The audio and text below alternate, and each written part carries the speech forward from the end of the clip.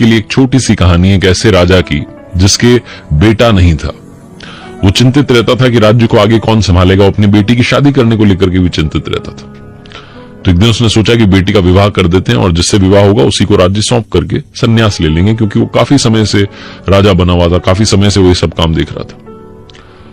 उसने अपने मंत्री से कहा और घोषणा कर दी कि कल सुबह हमारे राज्य में जैसे ही पहला आदमी आए, जो भी आए, उसी से मैं अपनी बेटी की शादी करूंगा।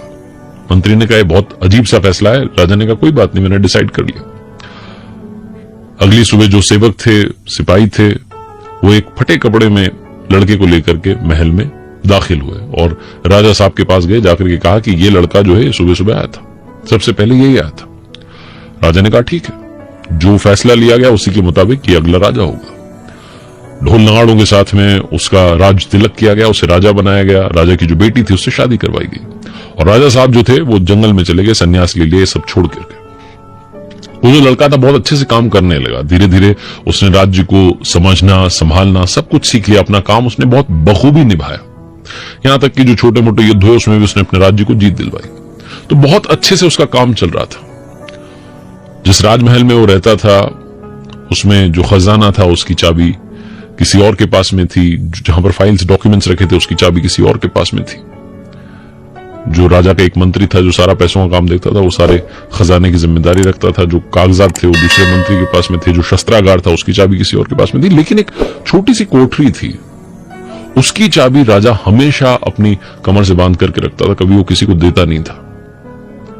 और लोग ये सोचते रहते थे कि इस कोठरी की चाबी अपने पास में क्यों रखता है। उस राजा की एक अलग सी आदत बन गई थी।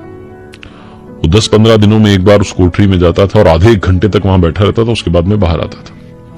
मंत्रियों में कानाफूसी होने लगी कि क्या है अंदर ऐसा जिसको देखने के लिए बार बार जाता है। तो जो सबसे बड़े मंत्री थे उन्होंने पूछा, जो वित्त मंत्री थे एक तरीके से, जो सारा खजाना मैनेज करते थे, उन्होंने कहा कि राजा साहब एक बात बताइए, उसमें क्या है अंदर, आप जाते हैं। तो उसने कहा तुम्हारी हिम्मत कैसे हुई पूछने की। तो डांट दिया। जो सेनापति था, जो सारा शस्त्रागार वगैरह मैनेज करता था, उसने फिर हिम्मत करके एक दिन पूछ लिया धीरे से कि राजा साहब कोठरी में क्या है जिसके लिए आप जाते हैं और आधे एक घंटे बाद आते हैं। राजा ने उसे भी डांट दिया। मंत्रियों को लगा कि एक ही है जो पूछ सकती है इनसे, वो है महारानी जी। महारानी को कहा गया कि आप पूछिए ना राजा साहब से कि उस कोठरी में क्या है जिसके लिए हर 10-12 दिन में, 15 दिन में पहुंच जाते हैं और आधे एक घंटे तक वहां रहते हैं और फिर बाहर आते हैं। चाबी भी किसी को नहीं देते। हम मालूम भी नहीं कर पा रहे हैं कि अंदर क्या है। सारा खजाना तो बाहर रखा है, हमें मालूम है किस में रखा है, कमरे में सारे कागजात रखे हुए, अंदर ऐसा क्या छुपा रखा। तो नारी के सामने किसी की चलती नहीं है। बीवी की जिद तो जिद होती है। महारानी ने राजा साहब से कहा, जो नए राजा थे, उससे कहा लड़के से कि क्या है उस कोठरी में। तो राजा साहब ने कहा कि मैं नहीं बता सकता तुम्हें। तो उसने जिद कर ली। महारानी ने खाना पीना छोड़ दिया और रूठ गई। रूठ चुकी थी इसलिए उन्हें मनाना था। तो राजा ने कहा ठीक है, बुलाओ सारे मंत्रियों को, आप भी चलो मेरे साथ। कोठरी का ताला खोला। राजा ने सबको अंदर लेकर के गया। बहुत छोटा सा कमरा था, कुछ भी नहीं था उस कमरे में। कील पर फटे पुराने कपड़े टंगे थे। जो मंत्री थे, जो महारानी थी, कहने लगी क्या है यहां पर जिसके लिए आप आते हैं, यहां तो कुछ भी नहीं है। उस राजा ने कहा कि ये जो कील पर कपड़े टंगे हैं, बस मैं इनको देखने के लिए आता हूं। जब भी मुझे घमंड आ जाता है, अहंकार आ जाता है, मैं इनको देखने के लिए आता हूं कि ये मेरी शुरुआत थी, मैं तो ये था।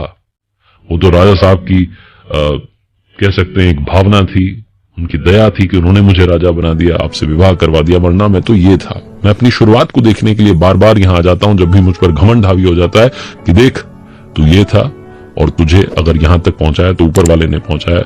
उसको कभी मत भूलना, अपनी शुरुआत को कभी मत भूलना। छोटी सी कहानी, बस एक छोटा सा रिमाइंडर आपके लिए। कभी अगर आपको लगे कि घमंड आप पर हावी हो रहा है तो अपनी शुरुआत को याद कर लेना, वो सारा घमंड छूमंतर हो जाएगा। एक बार फिर से कहूंगा, ऊपर वाले के आशीर्वाद के साथ, अपनी सच्ची मेहनत के साथ और अपनों के प्यार के साथ कर दिखाओ कुछ ऐसा कि दुनिया करना चाहे आपके